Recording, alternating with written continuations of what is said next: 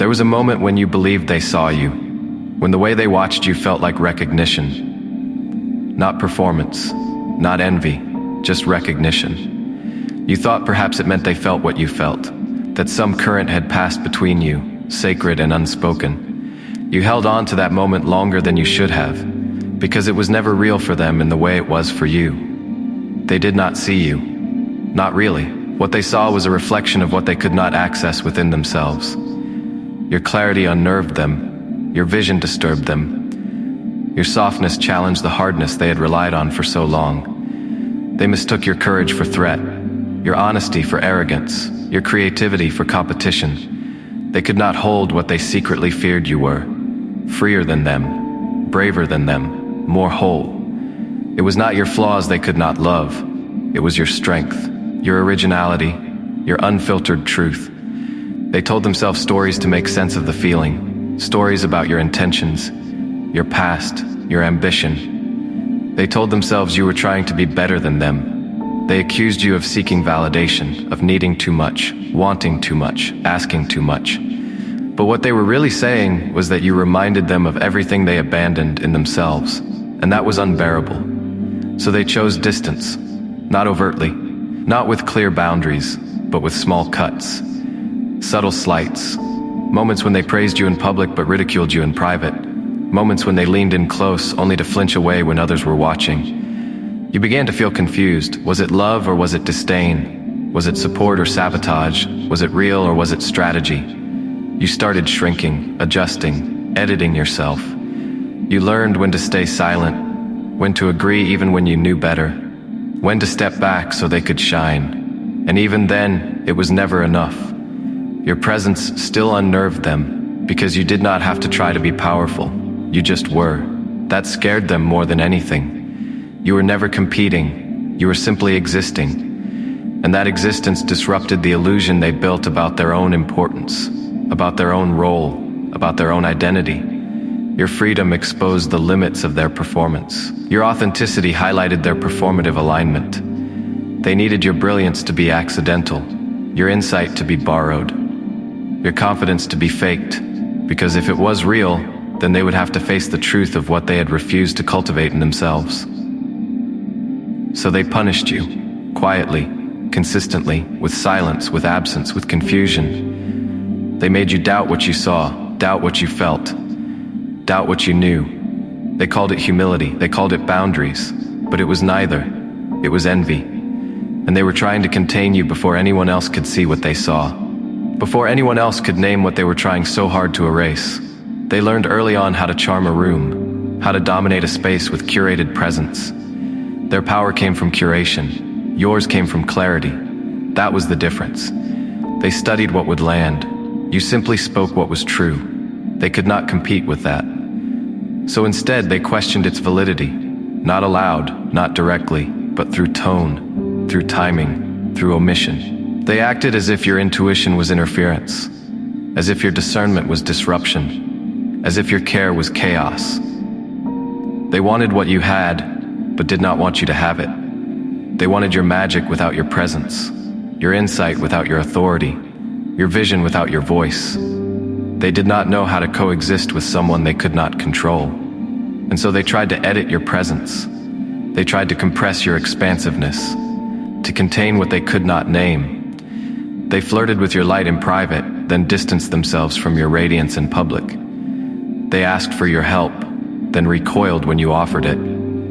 They invited your energy, then punished you for the ways it made them feel small. It was not because you did anything wrong. It was because they felt unworthy beside you. Not because you declared superiority, but because their shame interpreted your self-trust as arrogance. They resented that you moved through the world with conviction they had never earned, that your strength was quiet and effortless, that you did not need to announce your depth, you simply embodied it. And every time you shined, they felt dimmer by comparison. Not because you tried to outshine them, but because they had never learned to source their own light. So they played a game they thought you could not see, a game of subtle diminishment, praise followed by undercut, affirmation followed by distance, proximity that always came with a price. They wanted to keep you close enough to access your gifts, but far enough to deny your influence. They could not bear to owe you anything. Not inspiration, not insight, not change. They wanted to believe they had discovered their path alone, that no one had helped them, that their revelations came from their own depth. But you were always there, in the room, in the moment, in the shift, even when they pretended you were not. And when you began to notice, when you began to name it, they said you were imagining things, that you were too sensitive, that you were making it about you. But it was always about you. Not because you were selfish, but because they were scared. Scared of what you made possible. Scared of what you revealed. They were not afraid of losing you. They were afraid of being seen by you. Because your gaze was not the kind that could be manipulated. Your gaze was the kind that unraveled performance, that pierced through pretense, that mirrored back the gap between image and truth. And they were not ready to close that gap. So instead, they tried to widen it between you. You started to feel the weight of carrying what was never named, the invisible labor of being the one who sees clearly, the one who knows, the one who holds what others refuse to face. And still, you tried to stay generous. You offered compassion. You tried to believe in the best version of them. You held space for their growth even when they offered none for yours. But it became harder to ignore. The ways they turned their wounds into weapons. The way they withheld praise until it was too late to land. The way they watched you fall, only to tell themselves you deserved it.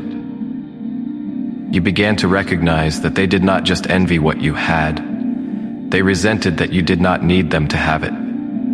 That your wisdom was not borrowed, that your creativity was not taught, that your strength was not forged in comparison. You reminded them of the version of themselves they had once hoped to be, the version they had abandoned to survive, the version that was still alive in you. And that was intolerable, not because they hated you, but because they hated the mirror. You were not their enemy. You were their evidence. Evidence that something more was possible. Evidence that authenticity could thrive. Evidence that intimacy could be real. But instead of facing that truth, they created distance. They called it self-protection. They called it timing. They said they needed space, but what they really needed was a world without you in it. A world where they would not have to be reminded of what they had given up. They needed you to fail, not out of cruelty, but out of desperation. Because if you succeeded while being honest, while being soft, while being clear, then their whole story would collapse. So they began to rewrite the narrative. They minimized your role, they mocked your devotion, they recast your love as dependence. They said you were trying too hard, that you were too intense, too emotional, too much. But what they really meant was you were too vivid, too alive, too awake. And they could not compete with that. They began to build alliances in shadows, quiet whispers to others about how difficult you had become, how unreasonable, how exhausting. They built subtle coalitions of doubt. They leaned on shared silences to validate their storyline. They never had to name you directly. They simply had to pause when your name was mentioned. Roll their eyes, shift the tone, and slowly your brilliance became a problem. You were no longer the one who offered clarity. You were the one who asked too many questions. You were no longer the one who showed up. You were the one who took up too much space. And in that inversion, they felt safe again. Not because they had grown, but because they had silenced what challenged them. It was never about truth. It was about control. They could not love you without losing the story they had built around themselves. And so they chose the story. You spent a long time trying to understand it, trying to fix what was never yours to carry. You thought if you were more patient, more understanding, more forgiving, then things would shift. You thought if you could just be less visible, less clear, less direct, then they would feel safe enough to love you. But love that requires your erasure is not love. It is performance. It is projection. It is control wrapped in the language of care. They had learned to survive by comparison, to measure their value through dominance. You were not playing the same game. You were not seeking status. You were seeking connection. You did not want to win. You wanted to be known, but they could not offer knowing. Because knowing you would mean knowing themselves. And that was something they had avoided for a very long time. So you became a symbol. a distortion, a character in their story of struggle. They placed you on a pedestal only to push you off when the shadow got too long. They called your insight invasive, your attention overwhelming, your warmth manipulative. They assigned malice to your love, intent to your intuition, as if the only reason someone could be present was to extract. They told themselves they were protecting their peace, but they were protecting their image. The fragile self they had curated could not withstand your presence. So they framed your depth as danger, your fire as threat. They said you asked too many questions, you were too willing to see the cracks, and they needed people who would not notice, who would not ask, who would not care. And yet, they still wanted your energy. They still reached for your insight.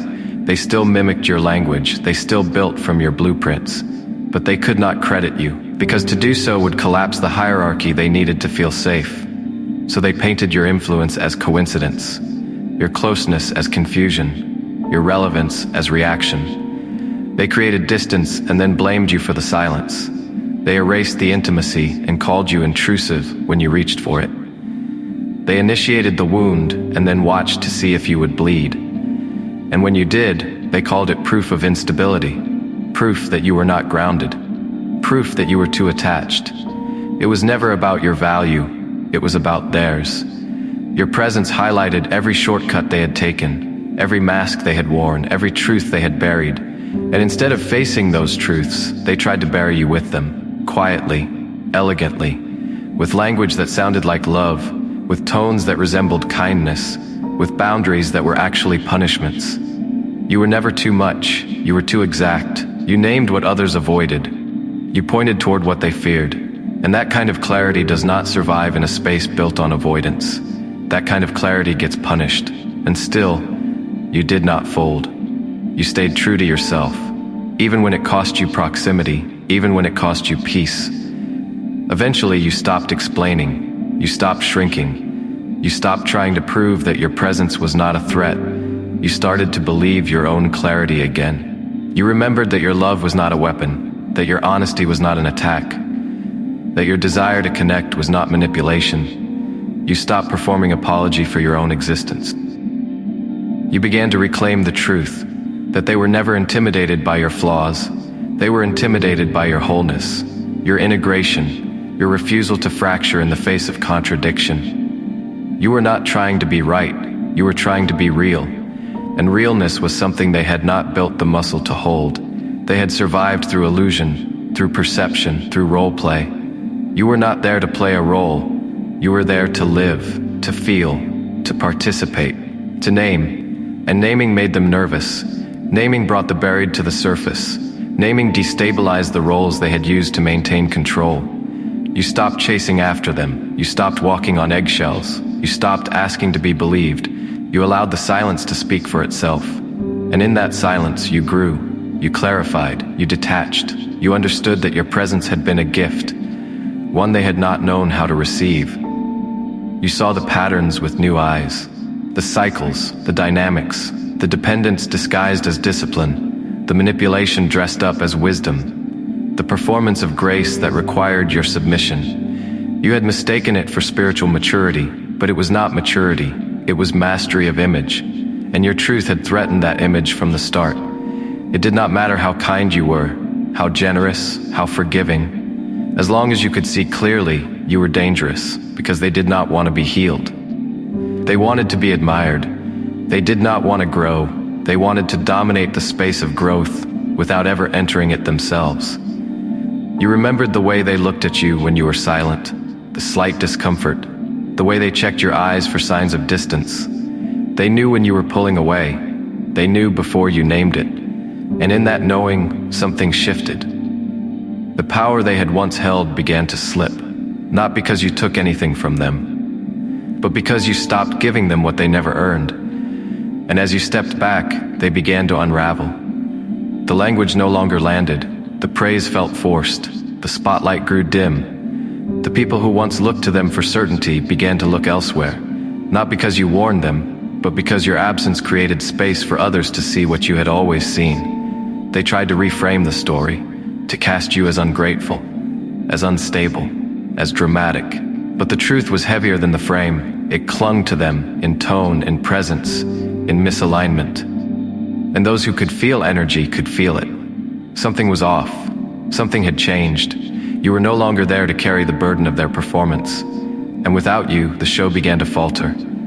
They began to notice the silence, the absence of your affirmation, the stillness where your attention once lived. They could feel the difference, not just in their image, but in their experience. Something vital had gone missing, something irreplaceable.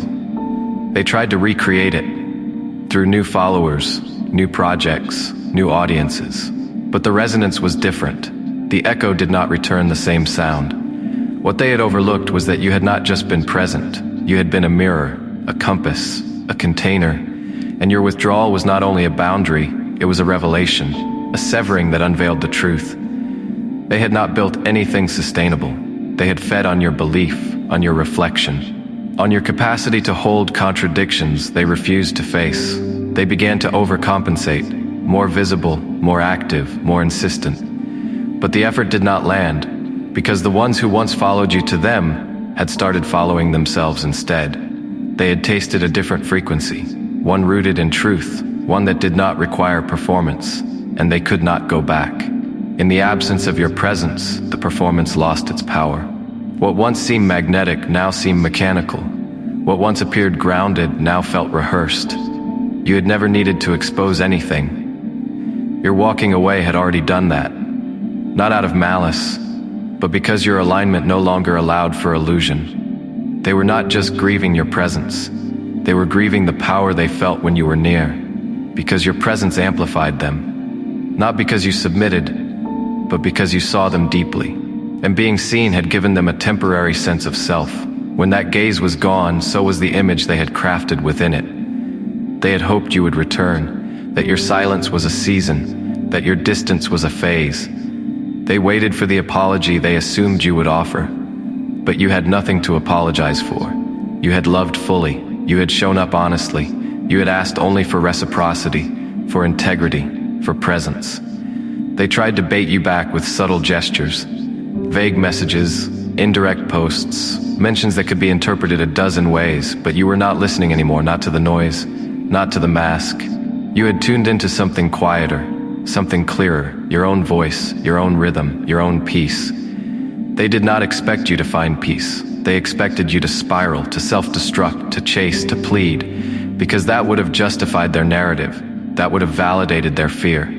But instead, you grew, you expanded, you clarified, you flourished, and that was the one outcome they could not digest, because now it was clear. You had never been the unstable one. You had been the container, the catalyst, the clarity, and without you, they were left with their own noise, their own doubt, their own unfinished story, one they could no longer rewrite without your presence.